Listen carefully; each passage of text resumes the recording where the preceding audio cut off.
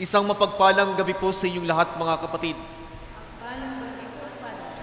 Maaari ba nating batiin ang ating mga katabi? Kapatid, good evening. Sa ika-4 na linggo ng Kwaresma, ginugunitan natin ang Laetaris Sunday. The Church celebrating joy and hope for Easter. Ito ay isang salitang Latin na ang ibig sabihin ay rejoice, magalak. Magalak dahil we anticipate the resurrection of Christ. Magalak dahil tayo pa rin ay buhay na buhay sa awa at pag-ibig ng Diyos. Magalak dahil sa kabila ng iba't ibang uri ng problema sa ating bayan o maging sa ating lipunan, we stay strong and courageous. Kaya ako ay nakakulay rosas. Hindi ito political color, but it is a liturgical color. Narinig natin sa ating unang pagbasa that Joshua helps us to reflect that we need God's intervention in our personal judgment. Because sometimes we are blinded of our personal biases and personal interests. Kahit ang bayang Israel ay paulit-ulit na hindi sumusunod sa Diyos, but still, He is merciful. Sa katunayan, tinupad niya pa rin ang kanyang pangako kay Abraham na pangalagaan ang kanyang lahi. Pero hindi ito nangangahulugan na pabayaan nila ang pagiging mabuti ng Diyos. Because God is just. Ito ay paalala sa atin palagi na tanging malinis na puso at malinis na intensyon ang tinitingnan ng Diyos sa atin. At hindi yung gaano karami ang ating nagawang tulong. Minsan we are just helping out of our personal gratification or personal interest. Ngunit nagpapaalala sa atin ngayon na kailangan ng pagiging malinis na intensyon sa iyong pagtulong. As what Mother Teresa said, it is not how much we give, but how much love we put into giving.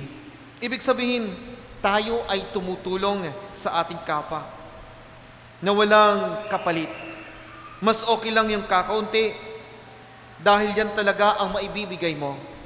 Ang mas mahalaga, ito ay galing sa iyong puso. Sa ating ebanghelyo, narinig natin ang kwento ng isang alibughang anak or the famous The Prodigal Son, na ipinapakita din dito ang pagiging maawain, mapagpatawad at mapagmahal na ama. At isa niyang anak na hindi matanggap ang pagiging mabuti ng kanyang ama sa kanyang nakakabatang kapatid. Ang kwentong ito hindi lamang para sa mga Pariseo at Eskriba na mahahalin tulad natin sa nakakatandang kapatid at sa mga makasalanan sa panahon ng ating Panginoon na mahahalin tulad sa bunsong anak na naging pasaway. But when they realize the immense love of God, they totally change and embrace again the mercy and love of God. Ito ay nagsasalamin sa ating buhay na minsan tayo ay mapang-api, mapanghusga, at nahihirapang tanggapin ang mga taong gustong magbago. Because we are victims of our own past stories and personal biases. Subalit ang Diyos ay talagang maawain at mapagpatawad dahil tinitingnan niya ang ating pagsisisi at pagbabalik loob at hindi ang pagkalugmok natin sa ating kasalanan. Lubos ang pag-ibig ng Diyos sa atin at handa tayong yakapin kapag tayo ay gustong magbago. Jesus always wanted us to be good and to restore from our very own nature. Kaya nga in the church we have the sacraments of the Eucharist or even reconciliation to help us restore everything that was lost from us. Kaya ang tanong sa atin ngayon, sino ba tayo sa dalawang magkakapatid? Ang bunso na naging pariwara, makasalanan, ngunit nagsisi, nagbago at nagbalik loob sa kanyang ama? O yung nakakatandang kapatid, though siya ay gumawa ng mabuti at tapat sa kanyang ama, nagselos, nagtampo, nagalit, nainggit, at naging mapanghusga.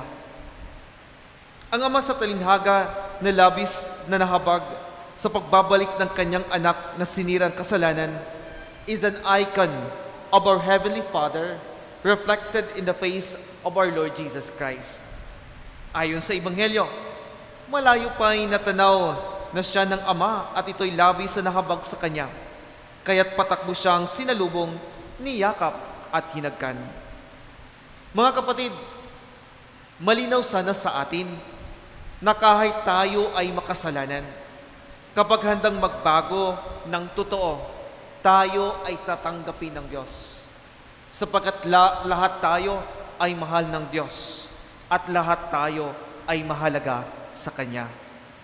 Let us pray to God through the intercession of Our Lady of Sorrows to grant us forgiveness, especially in times when we turn away from His infinite love.